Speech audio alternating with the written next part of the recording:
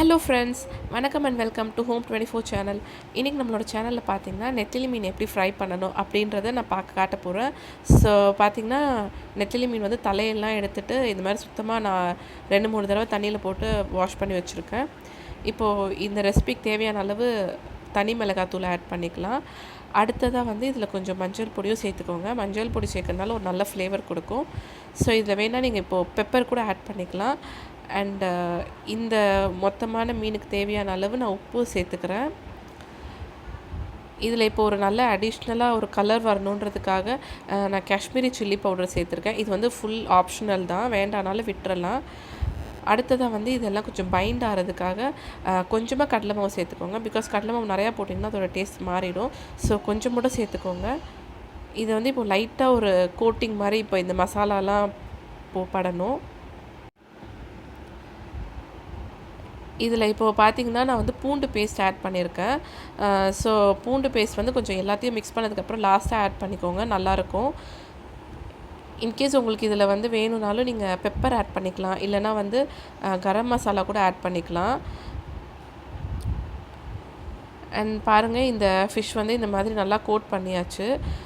So இந்த ஃபிஷ்ஷுமே வந்து ரொம்ப சின்ன சைஸாக இருந்தால் அந்தளவு ஃப்ரை பண்ண டேஸ்ட் கொடுக்காது. ஸோ பாருங்கள், நம்ம ஃபிங்கர் அளவுக்காவது இது இருக்கணும். ஏன்னா இந்த மீன் இன்னும் சின்ன சைஸ் கூட கிடைக்கும். ஓரளவுக்கு இந்த சைஸ் இருந்துச்சுன்னா இந்த ரெசிபிக்கு வந்து ரொம்ப நல்லாயிருக்கும். இப்போது இதை நல்லா கிளறி ஒரு மினிமம் ஒரு 20 மினிட்ஸ் வச்சா கூட போதும். ரொம்ப நேரம் ஊறணும்னு அவசியம் இல்லை. பிகாஸ் இந்த ஃபிஷ் வந்து சீக்கிரமாக மசாலா எல்லாம் உள்ளே இழுத்துக்கும். ஸோ இப்போ வந்து ஸ்டவ்வில் நான் வந்து ஒரு மண் சட்டி வைக்கிறேன். மண் வடை சட்டியில் தான் நான் இதை ஃப்ரை பண்ண போகிறேன். பிகாஸ் நான் என்னோடய ப்ரீவியஸ் சில வீடியோலேயே சொல்லியிருக்கேன், நம்ம மண் சட்டியில் வந்து ஃப்ரை பண்ணுறதுனால ஒட்டாமல் வரும். அதில் வந்து நார்மலாகவே ஒரு நான்ஸ்டிக் கோட்டிங் மாதிரி இருக்கும் மண் சட்டியில். ஸோ அதனால் வந்து மோஸ்ட்லி நீங்கள் இந்த ஃப்ரை பண்ணுறதெல்லாம் மண் சட்டியில் ஃப்ரை பண்ணி பாருங்கள், ரொம்பவே சூப்பராக இருக்கும், ஒட்டாமல் வரும். அண்ட் இப்போ தேவையான அளவு எண்ணெய் ஊற்றி எண்ணெய் நல்லா காஞ்சிடுச்சு. இந்த மீனையுமே வந்து அப்படியே மொத்தமாக போட்டுறாதீங்க, ஒன்றா தான் நம்ம ஆட் பண்ணணும். பிகாஸ் மொத்தமாக போட்டிங்கன்னா எல்லாம் ஒன்றோட ஒன்று ஒட்டிட்டு அது அந்தளவுக்கு ஒரு டேஸ்ட் கொடுக்காது. ஸோ இது மாதிரி ஒன்றா போட்டிங்கன்னா குக்கிங்கும் கரெக்டாக இருக்கும். ஒரு மீனுமே அந்த மொறுன்னு நல்லா வெந்து வரும். அண்ட் இதில் வந்து நான் சின்ன சட்டி தான் யூஸ் பண்ணுறேன். ஒரு பேட்ச்க்கு வந்து ஒரு 10லேருந்து 15 மீன் தான் போட முடியும். ஸோ இது கொஞ்சம் ஸ்லோ குக்கிங் மாதிரி தான் இருக்கும்.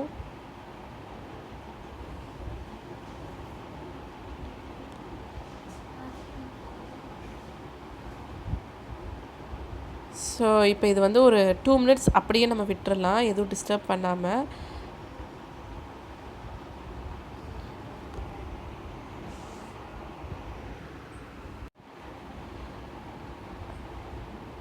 இப்போ பாருங்கள், ஒரு 2 நிமிஷம் ஆகிடுச்சு. இப்போ நான் இதை திருப்பி போட போகிறேன். ஸோ இந்த மாதிரி தான் இது வெந்திருக்கு பாருங்கள். ஒரு பக்கம் நல்லா வெந்துருச்சு, இன்னொரு பக்கமும் திருப்பி போட்டு ஒரு 2 நிமிஷம் இதை அப்படியே விட்டுறலாம்.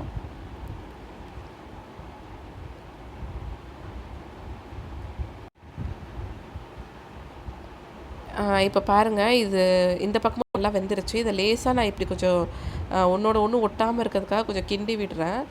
இது வந்து நீங்கள் ஆரம்பத்துலேயே இந்த மாதிரி கிண்டி விட்டிங்கன்னா மீன்லாம் உடஞ்சிரும், மசாலாவும் ஒட்டாது.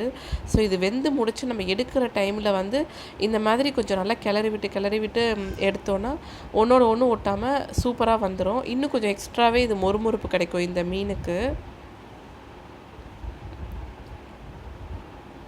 இப்போ அவ்வளோதான், ஆல்மோஸ்ட் ஒரு 10 to 15 செகண்ட்ஸ் கழிச்சு நான் இதை எடுத்துருவேன் இப்போ. ஸோ பாருங்கள், எவ்வளோ சூப்பராக இந்த மீன் ரெடியாகி வந்துருச்சு. அவ்வளோ வந்து கிறிஸ்பியாக இருக்கும். இது வெளியே நல்லா மொறுன்னு இருக்கும், உள்ளே நல்லா சாஃப்டாக இருக்கும். இப்போ இதே மாதிரி நம்ம அடுத்த பேட்சும் போடலாம். ஸோ பாருங்கள், இப்போது நான் அடுத்தது போடுறேன். ஒன்றா போடுங்க, அது மட்டும் கொஞ்சம் ஞாபகம் வச்சுக்கோங்க. பிகாஸ் மொத்தமாக போட்டுட்டிங்கன்னா எல்லாமே ஒட்டிடும், அது அப்புறம் சரியாக வராது. அதனால் இது கொஞ்சம் டைம் எடுத்தாலும் பரவாயில்லன்ட்டு இந்த மாதிரி கொஞ்சம் ஸ்லோவாக இதை செய்யுங்க.